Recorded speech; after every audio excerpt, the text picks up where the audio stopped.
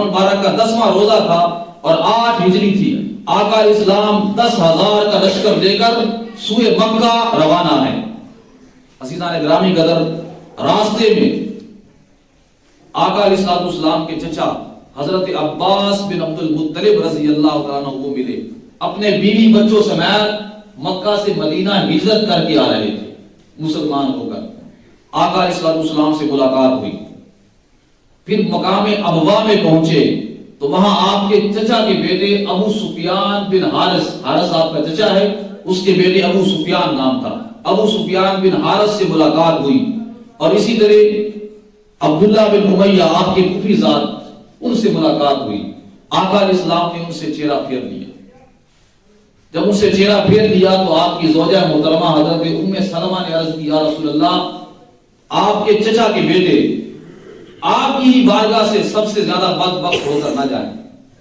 حضرت مولا علی نے انہیں سکھا دیا کہ وہ آپ کی بارگاہ میں جائیں ابو سفیان بن حارث کو، اور وہ یہ آیت پڑھیں گے قرآن مجید کی، تاللہ لقد آثرک اللہ علینا وان کنا لخاطئین، جو حضرت یوسف علیہ السلام کے بھائیوں نے حضرت یوسف علیہ السلام کو جب کے ساتھ ملاقات ہوئی تھی اور انہیں پہچان لیا تھا مصر کے اندر، تو انہوں نے یہ آیت پڑھی تھی. تو حضرت یوسف علیہ السلام نے بہترین جواب دیا تھا، انہیں معاف کر دیا تھا.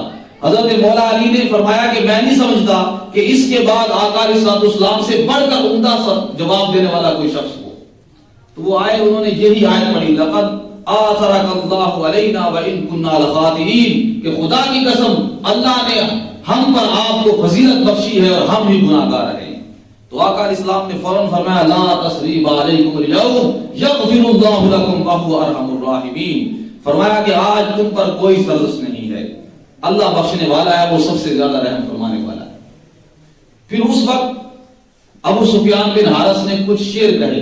ان کا ترجمہ یہ ہے، اس نے کہا، اے اللہ کے محبوب، آپ کی عمر کی قسم ہے، میں نے اس وقت بھی جھنڈا اٹھایا تھا کافروں کی طرف سے جب آپ کے ساتھ لڑنے کے لیے آیا تھا، تو میں لات منات عزا بتوں کا ساتھ دے رہا تھا اور آپ کے ساتھ آپ کے مقابلہ کر رہا تھا.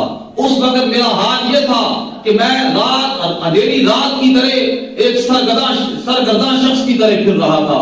اور آج وہ وقت آ گیا ہے کہ مجھے ہدایت مل گئی ہے، اور مجھے ہدایت میرے نفس نے نہیں دی. جب تک میں نے اپنے نفس کی پیروی کی ہے تو ہدایت مند تھا، مجھے ایک ہادی اور رہنما نے ہدایت عطا فرما دی ہے.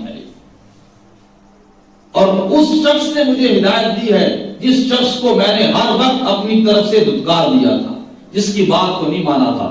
آقا علیہ السلام نے سینے پہ ضرب لگائی اور فرمایا کہ تو نے مجھے ہر وقت ہی دھتکارا تھا، ہر موقع پہ بھی تو نے مجھے دھتکار دیا تھا جب بھی اسلام پیش کیا تھا. اب مسلمان ہوئے اور آقا علیہ السلام کے ساتھ چلے.